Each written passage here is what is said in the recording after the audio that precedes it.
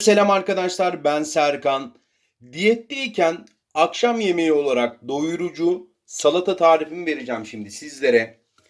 Önce kıvırcıklarımı ilave ediyorum. Bu arada ben hani özellikle şunu atayım bunu atayım diye düşünmüyorum. Yani evde yeşillik olarak ne varsa onları tercih ederim ama benim evimde her zaman kıvırcık salatam vardır. Yıkarım, yiyeceğim gün yani yıkarım ve salata tabağımı hazır ederim. Önce kıvırcık salatamı ilave ettim. Arkadaşlar biraz reyhan, biraz fesleğen de ilave ediyorum. Müthiş bir koku ve lezzet veriyor çünkü. Biraz maydanoz da atıyorum. Maydanoz biliyorsunuz çok güzel bir şekilde ödem atıyor. Benim videolarda mesela maydanoz limon kürü tarifim de var. Mutlaka deneyin. 15 gün içiyorsunuz. 15 gün ara verip 15 gün tekrar içiyorsunuz. İnanılmaz bir şekilde ödem atıyorsunuz ama. Şimdi arkadaşlar biraz daha reyhan, roka, fesleğen ilave ettim. Biraz daha üzerine kıvırcık ve maydanoz koydum. Şimdi zeytinyağı döküyorum üzerine. Zeytinyağı faydalıdır. Zaten Google'a yazdığınız zaman neler yaptığını çoğunuz belki biliyorsunuzdur da. Şimdi bir de limon da sıkacağım arkadaşlar üzerine.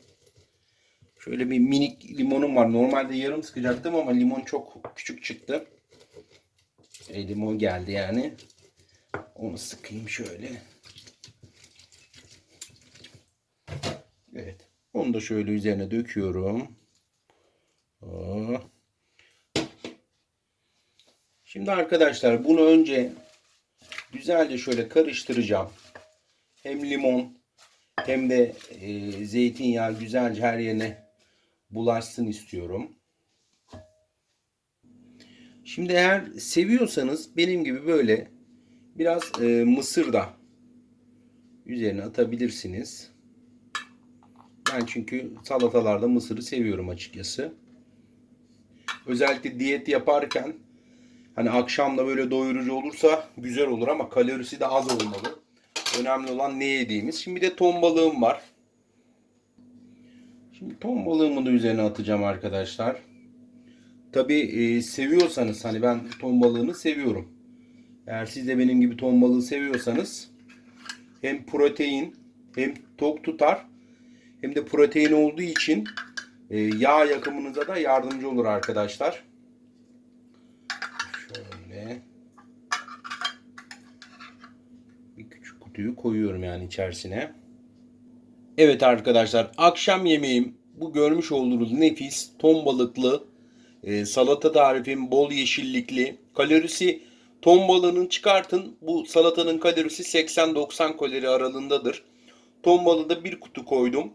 Bunu Google'dan da bakabilirsiniz. Gayet doyurucu ve protein ağırlıklı ve sizi de tok tutacak. Akşam yemeği olarak da ben bunu kullanıyorum. Siz de deneyebilirsiniz. Kilonuzu korumak da istiyorsanız mesela kalorisi düşük, sağlıklı bu şekilde de yemeklerde, salatalarda yiyebilirsiniz. İzlediğiniz için teşekkür ederim. Yorum, beğeni ve yukarıdan beni takip etmeyi unutmayın. Her gün 12'de yeni pratik yemek tarifleri de veriyorum. Görüşmek üzere.